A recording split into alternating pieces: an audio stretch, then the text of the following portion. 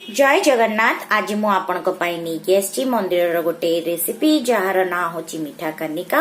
आटा बहुत टेस्टी है मंदिर भाया यार स्वाद भी लगुच बासना भी होटा किपरि तैयारी आपन जानबो कहले संपूर्ण वीडियोटी देखिए। वीडियोटी भल लगे शेयर और लाइक करवा जमा भूलें। मो चैनल को सब्सक्राइब करवा जमा भूलें। तो चलतु देखा मीठा कनिका किपरि प्रस्तुत होची। तो प्रथमे ये जो ओदा चाउल रे हमें कौन करवा हलदी हलदी जोटा कि ये देखो मु गोटे चामच हिसाब रे हलदी नौची आ किछिटा घियो देखो ये अच्छी घियो देकी ताको गोली की रखिबी। घियो देकी गोली की रखिले कौन एमती रे भी हमर चाउलटा पूरा छाड़ी छाड़ी रहइबो आ एटा बहुत बढ़िया तैयारी भी हबो। आपण एमती हलदी गोली की एमती 5 मिनिट रखि दियंतु। प्रथमे गोटे कड़ाई रे आपण गुंड करबा पई दालचीनी आटा देखो जायफल अलईच को टिके रोस्ट कर दो माने टिके भाजी दबा। भाजी देले ये गुंडा को सुविधा हम। तो ये हल्का भाजी गला एबे को काढ़ी दबा। काढ़ी के को गुंड कर दबा। तो एबे मु सेई गरम कड़ाई रे मु नेइथिबा घियो सब पकई देली। एबे कोन करबा हमें जो बादाम हरिका अछि तो ताकू प्रथमे भाजी दबा। तो एबे बादाम किसमिस सब भाजी गला हल्का ताको काढ़ी दबा। एबे से गरम घियो रे हमें 2टा बड़ चम्मच पकेबा चीनी। चीनी रो टिके कलर चेंज हो गले माने टिके भाजी हो गले हमें अलगा मसला गुडी को पकेबा। तो एबे हमें सब गोटा मसला हमें पकई दबा जेमति कि दालचीनी अलईच गोलमरीच आ जायफल सब पकई दबा।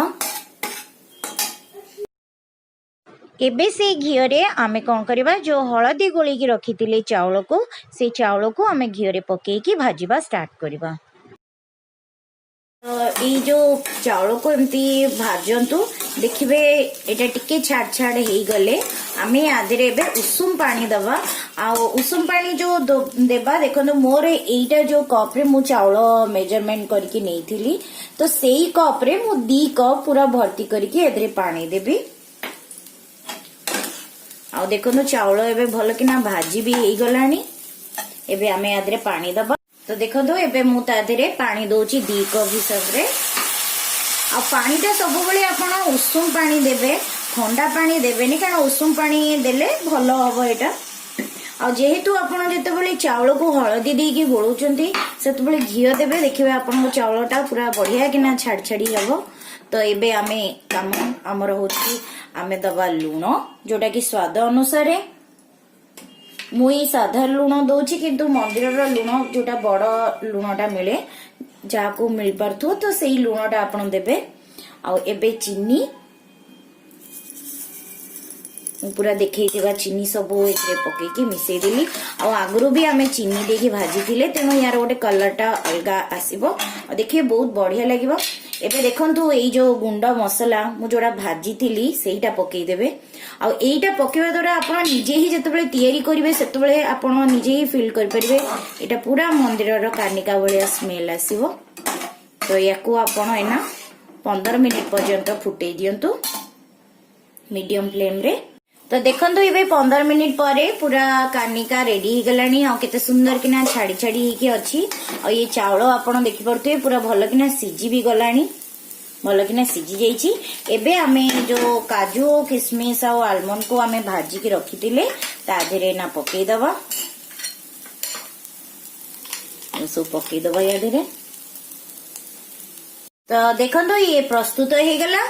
एबे आमे याको गोटे थाली रे काढी दबा। देखंतु प्रस्तुत हो गला मीठा कनिका। आपण एमती घरे तैयारी करी खांतु देखिबे बहुत बढ़िया लागेबो।